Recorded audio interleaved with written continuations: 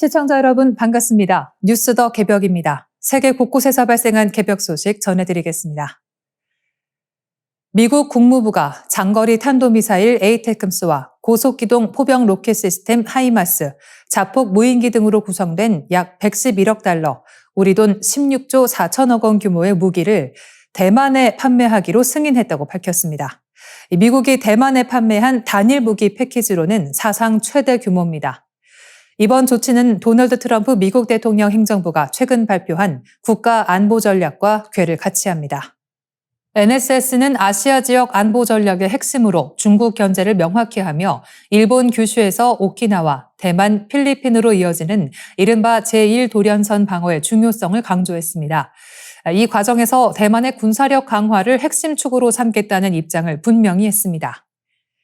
AP통신 등에 따르면 미 국무부는 총 8건의 계약으로 구성된 이번 무기 판매에 하이마스 82대, 에이테크스 420기, 대전차 미사일 제블린, 공격용 자폭 드론 알티우스 700M과 600 등이 포함됐다고 설명했습니다. 일부 무기는 러시아의 침공을 받은 우크라이나에 제공된 전력과 동일한 체계로 실전 검증을 거친 장비라는 점도 강조됐습니다. 트럼프 대통령 재집권 이후 미국이 대만 무기 판매 계획을 공식화한 것은 이번이 두 번째입니다. 앞서 지난달에는 3억 3천만 달러 규모의 전투기 부품 판매도 승인한 바 있습니다. 국무부는 성명을 통해 대만의 무기 현대화와 신뢰 가능한 방어 역량 유지가 미국의 국가, 경제, 안보 이익에 부합한다고 밝혔으며 대만 해협의 정치적 안정과 군사적 균형 유지에도 기여할 것이라고 평가했습니다. 미국 의회 역시 발빠르게 호응했습니다. 미 상원은 2026 회계연도 국방수건법을 통과시키며 대만에 최대 10억 달러의 군사 지원을 승인했고 내년 3월 이전 미 대만 공동 무인체계 개발 프로그램 착수를 권고했습니다. 대만은 즉각 환영의 뜻을 밝혔습니다. 린자룽 대만 외교부장은 미국의 결정이 대만 해협 충돌 억지를 실제 행동으로 보여준 것이라며 감사 입장을 나타냈습니다. 반면 중국은 강하게 반발했습니다. 중국 외교부는 이번 무기 판매가 하나의 중국 원칙을 훼손한다며 즉각 중단을 요구했고 이어 미국이 무력으로 대만 독립을 돕는다면 결국 스스로 불에 탈 것이라며 대만을 이용해 중국을 견제하려는 시도는 결코 성공할 수 없다고 주장했습니다.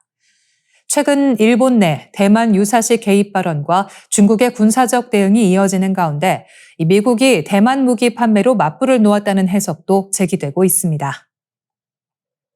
일본 다카이치 사나이 정권에서 안보 정책을 총괄하는 총리 관저의 핵심 간부가 일본은 핵무기를 보유해야 한다라는 취지의 발언을 해 파문이 확산하고 있습니다. 이번 발언은 비록 사견임을 전제로 했지만 일본 정부의 안보라인 책임자가 핵무기 필요성을 공개적으로 언급했다는 점에서 매우 이례적인 사태로 받아들여지고 있습니다. 특히 이번 주장은 그동안 일본 보수 진영에서 제기되어 온 비핵 3원칙 중 핵을 반입하지 않는다는 원칙의 개정을 넘어 아예 핵무기를 직접 보유해야 한다는 단계까지 나아간 것이라 국제사회에 이목이 쏠리고 있습니다. 무엇보다 주목할 부분은 미국이 제공하는 핵 우산, 즉 확장 억제의 신뢰성에 대해 그가 던진 의문입니다. 그는 미국의 방어 공약이 흔들릴 수 있다는 우려 속에서 일본이 자체적인 핵 억지력을 가질 필요가 있다는 속내를 가감없이 드러냈습니다. 물론 이는 유일한 전쟁 피폭국으로서 핵 없는 세계를 표방해온 일본 정부의 공식 입장과는 정면으로 배치되는 것입니다. 과거 1999년 니시무라 신고 당시 방위청 정무차관이 핵무장 가능성을 언급했다가 경질된 전례가 있을 만큼 일본 내에서도 금기시되는 사안이기 때문입니다. 해당 간부는 구체적인 로드맵이나 당장 공식 논의가 진행되는 것은 아니라며 선을 그었습니다. NPT 체제와 비핵 3원칙이라는 제도적 장애물을 인식하고 편의점에서 물건을 사듯 당장 할 수 있는 일이 아니다라고 현실적 제약을 인정하기도 했습니다. 하지만 강한 일본을 표방하는 다카이치 총리가 이미 비핵 3원칙의 재검토 필요성을 시사한 바 있어 이번 발언은 단순한 해프닝으로 보이지 않습니다. 총리실 안보 담당 간부의 입에서 나온 핵 보유로는 일본의 안보 정책이 급격히 우클릭하고 있음을 보여주는 방증이라는 해석입니다. 사실 일본은 기술적으로 이미 잠재적 핵 보유국의 위치에 있습니다. 1968년 미일 원자력 협정을 통해 확보한 우라늄 농축 및 재처리 기술, 그리고 현재 보유 중인 47,000kg에 달하는 플루토늄은 유사시 6천여 개의 핵무기를 단기간에 제조할 수 있는 능력으로 평가받습니다. 최근 미국 외교안보 전문지 포린 어페어스가 미국의 전 세계적인 확장 억제 능력 한계를 지적하며 일본의 핵무장을 긍정적으로 평가한 점도 이러한 일본의 야심의 명분을 더해주고 있습니다. 우려되는 것은 한반도의 안보 지형입니다. 북한의 핵탄두 보유수가 130발을 넘어 향후 200발 이상으로 늘어날 것이라는 어두운 전망 속에 일본마저 핵 무장에 나선다면 상황은 걷잡을 수 없게 됩니다. 중국, 러시아, 북한에 이어 일본까지 핵을 손에 쥘 경우 동북아시아에서 한국만 유일한 비핵 국가로 남아 심각한 전략적 공백 상태에 빠질 수 있다는 우려가 커지고 있습니다. 블라디미르 푸틴 러시아 대통령이 유럽을 향해 원색적인 표현을 동원한 강도 높은 비난을 쏟아내며 우크라이나 특별 군사작전의 목표를 군사적 수단으로라도 반드시 달성하겠다는 입장을 재확인했습니다. 타스 통신과 유로뉴스 등에 따르면 푸틴 대통령은 국방부 확대회의에서 유럽을 지칭해 러시아의 붕괴를 잔치처럼 즐기려 했던 새끼 돼지들이라고 표현하며 소련 붕괴 직후 우리는 문명화된 유럽 국가들의 가족이 될 수 있을 것이라 생각했지만 오늘날 그곳에는 문명은 없고 완전한 타락만 남아있다고 주장했습니다. 새끼 돼지라는 표현은 드미트리 메드베데프 러시아 국가안보회의 부의장이 자주 사용해온 용어이기도 합니다. 푸틴 대통령은 유럽과의 관계에 대해 현재의 정치 엘리트들과는 대화가 불가능하다면서도 러시아의 입지가 강화된다면 언젠가는 대화가 불가피해질 것이라고 말했습니다. 다만 지금은 아니며 유럽의 정치 엘리트가 교체된 이후에나 가능할 것이라고 선을 그었습니다. 반면 도널드 트럼프 미국 대통령이 이끄는 미국 행정부에 대해서는 대화할 준비가 돼 있다며 이미 대화를 진행 중이고 유럽과도 같은 일이 벌어지길 바란다고 언급했습니다. 푸틴 대통령은 특별 군사작전과 관련해 외교를 통해 분쟁의 근본 원인을 제거하고 싶지만 상대와 그 배후 세력이 실질적 대화에 나서지 않는다면 군사적 수단으로 역사적 영토를 해방할 것이라고 밝혔습니다. 그는 우크라이나가 나토 회원국들의 전폭적인 지원을 받고 있으며 대규모 무기 지원과 정보 공유, 고문과 용병 파견이 계속되고 있다고 주장했습니다. 또한 러시아군은 어려운 상황에서도 높은 전투력을 유지하며 자신감 있는 진격을 이어가고 있다며 서방식 훈련을 받고 최신 무기로 무장한 부대까지 격파했다고 강조했습니다. 이와 함께 푸틴 대통령은 러시아 남서부 쿠르스크 지역에 파병된 북한군을 언급하며 김정은 북한 노동당 총비서의 결정에 따라 파견됐고 러시아 군인들과 어깨를 나란히 하며 용감하게 싸웠다고 평가했습니다. 러시아는 앞으로도 외국과의 군사, 기술 협력을 확대하고 특별 군사작전에서 얻은 전투 경험을 공유해 나가겠다는 방침을 분명히 했습니다. 겨울을 맞은 가자지구가 태풍 바이런이 몰고 온 강풍과 폭우로 막대한 인명, 재산 피해를 입었습니다. 가자지구 내무부는 12월 12일 악천후로 최소 14명이 숨지고 다수의 부상자가 발생했다고 밝혔습니다. 가자시티와 칸 유니스 등지에서는 강풍과 폭우에 임시 거처인 텐트가 붕괴되면서 사망자가 속출했습니다. 알시파 병원은 텐트가 무너지는 과정에서 9세 아동을 포함한 어린이 2명이 숨졌다고 전했습니다. 칸 유니스에서는 폭우로 텐트가 휩쓸린 뒤 생후 8개월 영아가 저체온증으로 사망하는 비극도 발생했습니다. 현지 언론에 따르면 강풍과 폭우는 이미 전쟁으로 파괴된 환경 위에 또 다른 재난을 덮쳤습니다. 폭격 피해를 입은 건물 13채가 추가로 붕괴됐고 2만 7천 개가 넘는 텐트가 물에 잠긴 것으로 집계됐습니다. 유엔과 가자지구 당국은 현재 150만 명의 이주민을 수용하기 위해 최소 30만 개의 텐트가 시급하다고 밝혔습니다.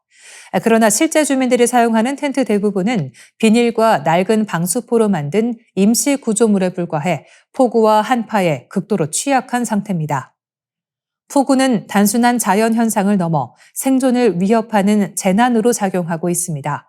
식량과 식수가 부족한 상황에서 홍수는 음식과 연료를 한꺼번에 쓸어가 버렸고 대피할 장소조차 없는 주민들은 붕괴 위험이 남아있는 건물로 다시 들어가고 있습니다. 유엔은 휴전 이후 2달이 넘도록 충분한 구호품 반입이 이뤄지지 않았다고 지적하며 목재와 모래주머니, 양수기 등 홍수 대응에 필수적인 물자도 제한되고 있다고 밝혔습니다. 이런 가운데 유엔 총회는 이스라엘의 제한 없는 가자지구 인도적 지원을 요구하는 결의안을 압도적 찬성으로 채택했습니다. 하지만 현장 상황은 여전히 개선되지 않고 있습니다. 유니세프는 많은 어린이들이 젖은 옷과 맨발 상태로 추위에 노출돼 있으며 오수 범람으로 수인성 질병과 설사병이 확산되고 있다고 경고했습니다. 전쟁과 피란, 상실로 이미 지쳐있는 가자지구 주민들에게 이번 태풍은 또 하나의 생존 전쟁이 되고 있습니다. 캄보디아와 태국 국경지대에서 발생한 무력 충돌이 전면전 양상으로 치달은 지 20일 만에 휴전했습니다. 지난 12월 24일부터 회담을 벌인 태국과 캄보디아는 27일 양국 국방부 장관 공동 성명을 내고 교전 중단에 합의했다고 발표했습니다. 전쟁 양상은 2025년 7월과 11월에 이어진 산발적인 교전 끝에 결국 12월 들어 캄보디아 육군의 중화기 공격과 태국 공군의 대대적인 공습이 가해지며 상황은 최악으로 번졌었습니다. 현재 국경 인근 주민 40만여 명이 피란길에 올랐으며 접경 지역은 언제 터질지 모르는 화약고와 같은 긴장감에 휩싸였습니다. 이 같은 비극의 뿌리는 9세기 크메르 제국 시절까지 거슬러 올라가는 유구한 역사적 갈등에 있습니다. 과거 인도차이나 반도를 호령하던 크메르 제국이 태국의 전신인 아유타야 왕국의 침공으로 쇠락하며 영토가 분할된 것이 분쟁의 씨앗이 되었습니다. 특히 현대에 이르러 갈등의 기폭제가 된 것은 1907년 프랑스 식민당국이 그은 국경선입니다. 당시 프랑스는 지도상 오류를 범하며 힌두교 사원인 프레야 비헤아르를 캄보디아 영토로 편입시켰고 태국은 뒤늦게 이를 인지했으나 시료 지배를 이어가며 분쟁의 진앙지가 되었습니다. 국제사법재판소는 1962년과 2013년 두 차례에 걸쳐 캄보디아의 손을 들어주었습니다. 하지만 태국은 역사적 시료 지배를 근거로 판결에 불복하며 대치해왔습니다. 캄보디아 입장에서 이 사원은 자존심이자 성지이며 태국 입장에서는 지도상의 실수로 빼앗긴 영토를 복원해야 할 숙명적 과제인 셈입니다. 객관적인 전력 차이만 놓고 보면 태국은 캄보디아를 압도합니다. 경제 규모와 국방력, 인구 면에서 중견국인 태국과 약소국인 캄보디아의 격차는 확연하며 특히 공군 전력은 비교조차 힘든 수준입니다. 이 때문에 캄보디아는 국제법과 국제 여론, 그리고 미국의 현직 대통령인 트럼프 대통령의 중재 노력 등 외교적 사산에 전적으로 의지하고 있습니다.